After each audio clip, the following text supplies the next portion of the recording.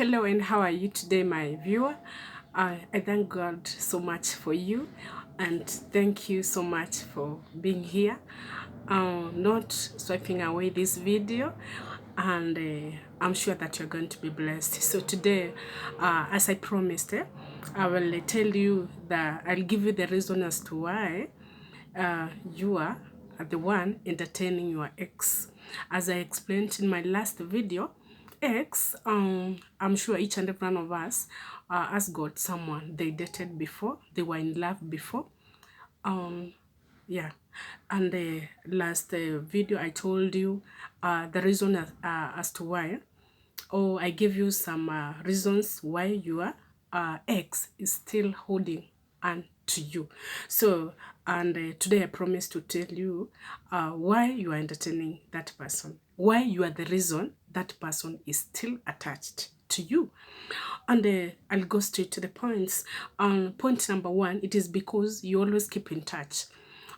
You're always in touch with that person. Like it's true you have declared that it's over, but then there's nothing that has changed. You keep calling the person, you chat the person, you are doing things you used to do to that person. In other words, there's nothing that has changed. So you are in a touch, and that is why the person cannot believe that it's over, because you are entertaining it in that manner.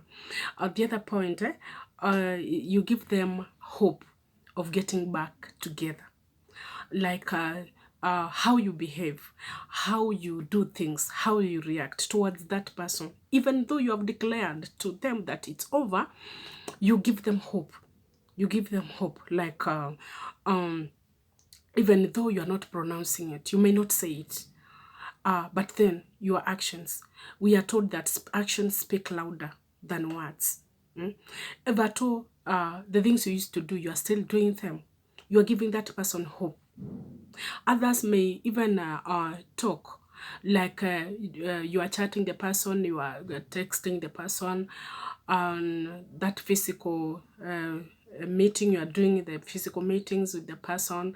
Then you tell the person, even though it happened the way it happened, nobody knows about tomorrow. So even if we are not together, nobody knows about tomorrow. Maybe things may go well. So even though you declared that it's over, but then the way you behave towards this person tells it clear that you have not released the person. So you are giving them hope that you'll once be back to the person and you'll be together again. The other point is because you have not set the boundaries. You've not set boundaries. In other words, you have no limitations. Could be you are through with the past relationship. Now you've moved on with the other one. But then you find that you have not set limits. Like I should not call this person, I should not text this person, I should not go to this extent. I'm sure it's hard to disconnect from the person completely, but then you should set limits. If at all you have to call, if at all probably you have to chat the person, let it be after a while, or you just do it gradually or something. But then you need to put limits. The person should understand that you have moved on. The person you are dating now, or if you have chosen to remain single for a while, then you should put limits to this person. And when you set your limits and you stick to them, then it will be good with you. But then without limits, without you setting the boundaries, then you'll still remain together even though you have declared you've left the person, or you've stopped the relationship. So it's good you set the boundaries. Then you provide for them. Another point is that you provide for them.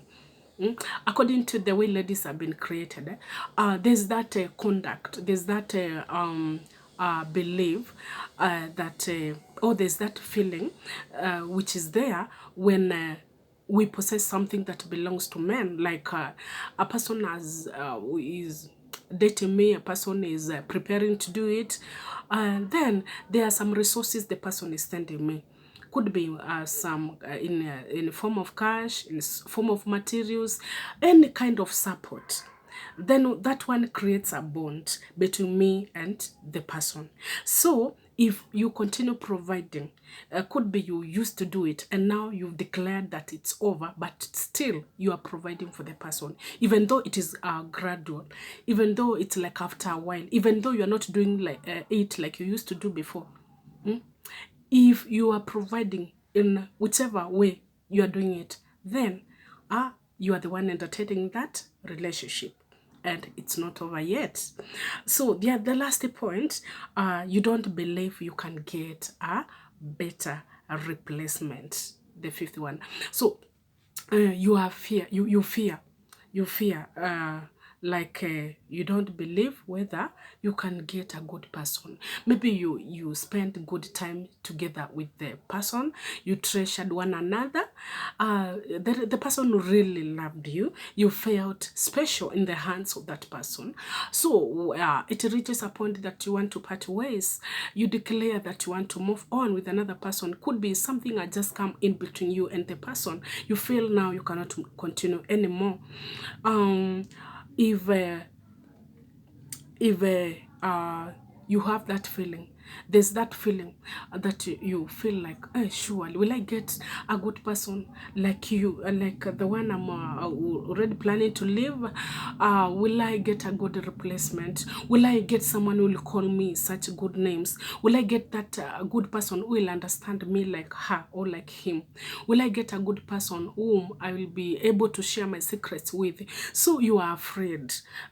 You believe that it's rare or it's next to impossible for you to get a person like the one you're planning to leave or the one you have left. So because of that fear, then you will continue keeping in touch with the person. So in other words, you will continue entertaining your ex. So those are 5 points that it's clearly that it's clear that you're the one entertaining your ex. Are we together up to there? So then as I finish now, I'll give you some points. If you want to disconnect from your partner fully, this is what you're supposed to do. Do not switch. You don't swipe away this video. Watch because I'm only giving you 5 points. Very short. So if you want to disconnect completely with your ex, then this is what you're supposed to do. Be clear about your boundaries. Set boundaries and then be clear about them. Like it's true that I cannot disconnect with you permanently or just once, but then set boundaries. Like if I have to call the person, maybe I'll do it after a long time. You should not do it frequently.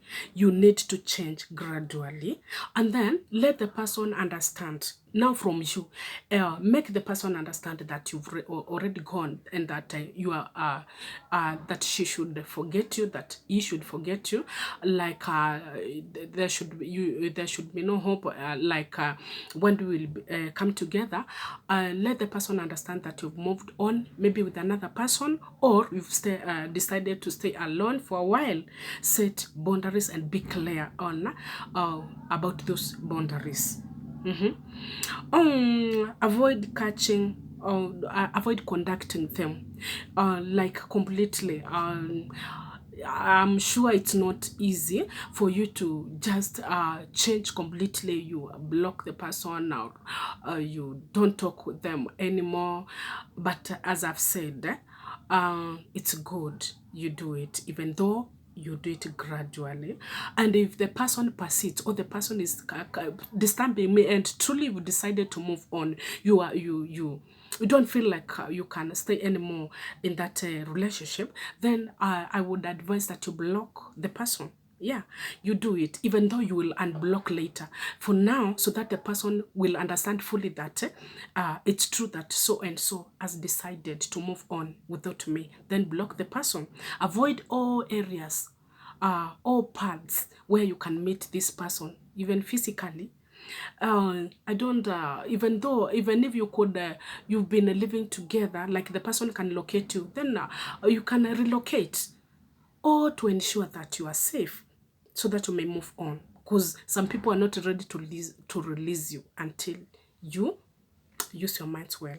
The other one, avoid focus on yourself and your happiness.